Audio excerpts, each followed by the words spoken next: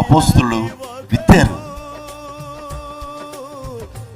ఒకరు మొక్క నాటారు, మరొకరు నీళ్లు పోసారు, ఎరువేశారు.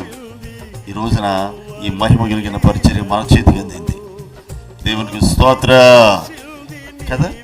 ఈ మహిమ కలిగినటువంటి పరిచర్య, ఈ స్వార్థ మనకు అందించబడింది, మన చేతికి అందించబడిలో ఎంతమంది ప్రయాసం ఉంది, ఎంతమంది కష్టం ఉంది, ఎంతమంది తమ ప్రాణాలను పరంగా పెట్టారు, ఎంతమంది హతసాక్షులయ్యారు.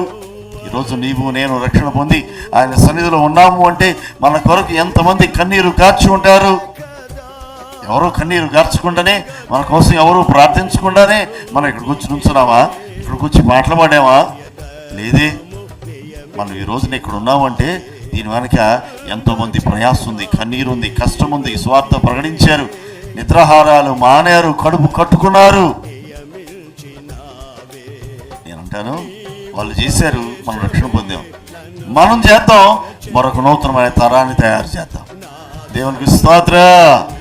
మనం మొక్క నాటుదాం, ప్రార్థన అనే విత్తనాన్ని వేద్దాం. నేను నమ్ముతున్నాను, మనం చేసే ప్రార్థన, మనం పుడుతున్న ప్రయాస వ్యర్థం కాదు.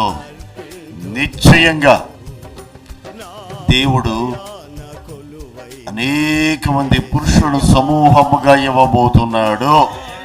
Praise the Lord. సమూహాలుగా ఆయన వెంబడించి పురుషులను ఆయన పంపబోతున్నాడు. హల్లెలూయా.